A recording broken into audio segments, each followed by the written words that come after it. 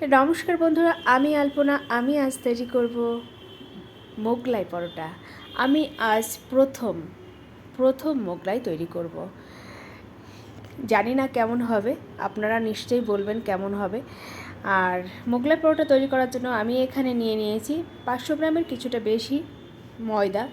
আর ময়দাটাকে মাখানোর জন্য আমি এর মধ্যে দিয়ে দিলাম পরিমাণ মতো নুন। যে যেরকম খাবে সে তার উপরে নির্ভর করে। আর 1 চামচ মতো চিনি, আর অবশ্যই সাদা তেল, কিছুটা পরিমাণ সাদা তেল দিয়ে আমি ময়দাটাকে সুন্দর করে ময়াম করে নেব। নুন, চিনি এবং সাদা তেল ময়দার সাথে খুব ভালো করে মিশিয়ে নেব। হাত দিয়ে চটকে ময়দার সাথে মেশাতে হবে, খুব সুন্দর করে মেশাতে হবে। আর এভাবে মেশালে ময়দার ময়ামটা খুব ভালো হয়।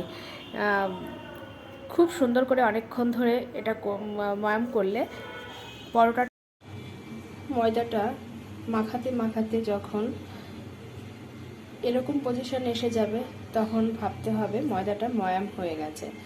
আমার ময়দাটা কিন্তু ময়াম হয়ে গেছে। আগের জায়গাটা ছোট হয়ে গেছিলো, বাটিটা একটা বড় বাটিতে নিয়েছিলাম, জায়গাটা চেঞ্জ করে একটা গামলায় নিয়েছি ময়দাটা, কারণ মাখতে সুবিধা হচ্ছে। আমার এটা গামলাতে মাখতে আমার খুব সুবিধা হচ্ছে।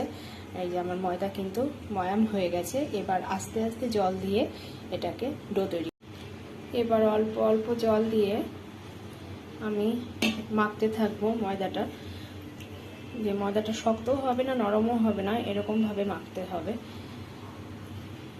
অল্প অল্প করে জল দিতে হবে যাতে পুরো নরম না হয়ে যায়। ময়দাটা আমার মাখা হয়ে গেছে, অনেকক্ষণ ধরে আমি মেখেছি।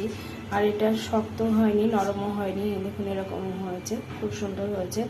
এবার আমি কিছুটা সাদা তেল দিয়ে মেখে ঢেকে রেখে দেব কিছুক্ষণের জন্য।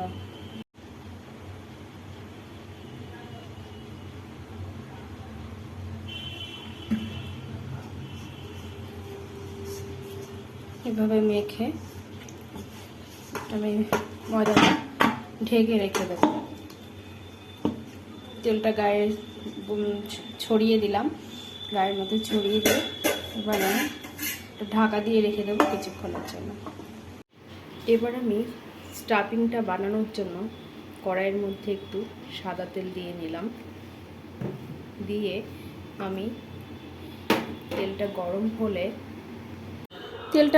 হলে আমি এবার তেলের মধ্যে দিয়ে দিলাম পেঁয়াজ কুচানো, লঙ্কা কুচানো, আদা রসুন গ্রেট করে নিয়েছি। নিয়ে সামান্য নুন দেব, নুন হলুদ দিয়ে আমি স্টাফিংটা মানে পেঁয়াজ রসুন আদার যে মশলাটা, এটা আমি কড়াইয়ে সুন্দর করে নেড়ে নেব। একটু লাল লাল ভাজা হবে ততক্ষণ আমি নেড়ে নেব। আমি স্টাফিংটা পুরোটা দেখাতে পারিনি, কারণ আমার ক্যামেরাটা বারবার ওভার হিটেড হয়ে যাচ্ছে, যার কারণে আমি ভিডিও করতে পারছিলাম না।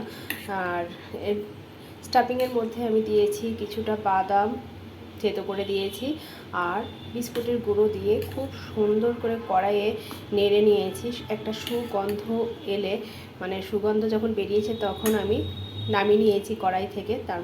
এবার এর মধ্যে আমি 3টে ডিম দিলাম।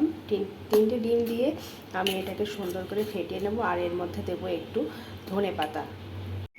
এবার ধনেপাতাটা দিয়ে সুন্দর করে আমি এটাকে ফেটিয়ে রেখে দেব।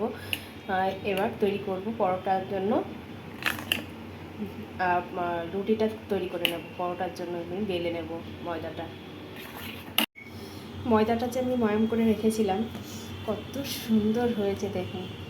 আমি তেল দিয়ে ঢেকে রেখেছিলাম মেখে, খুব খুব খুব সুন্দর হয়েছে ময়দাটা। আমার ওই ময়দা দিয়ে এরকম 4টে লেচি হয়েছে, এটা একটু ছোট হয়েছে। ঠিক আছে, 4টে করেছি, কারণ 3টে করলে অনেক বড় বড় হয়ে যাবে, তাই 4টে করেছি।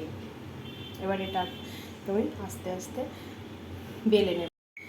আমি ময়দাটা বেলে নিয়েছি, রুটির মতো করে নিয়েছি এবং স্টাফিংটা দিয়ে দিয়েছি। এবার আমি এটাকে ভেজে নেব।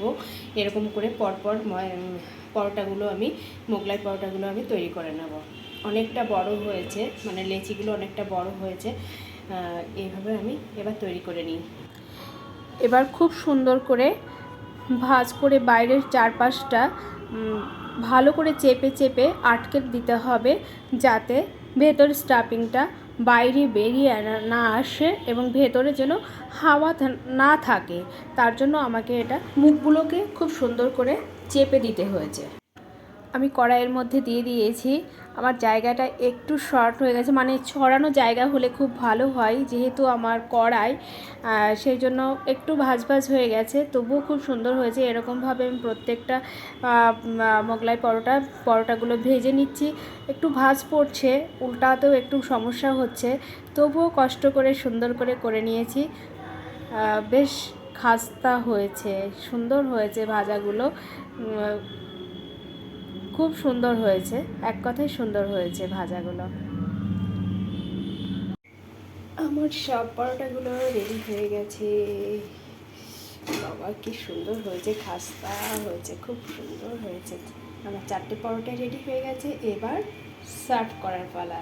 কেমন হয়েছে বল? ভালো হয়েছে। না আমি খাবো না। খাও একটু। না না না না না। তুমি ছোটরা মেশিন আছে? আচ্ছা, অভিষেক বল। ভালো। ভালো হয়েছে জীবনে? এরপর একদিন যখন করবা এরকম ছুটি থাকবে, রাতে সবাই। হ্যাঁ হ্যাঁ হ্যাঁ, একদিন রাতে ডিনার হবে। বাহ খাও, বাবু তো পছন্দ করতো না, ভালো লাগছে?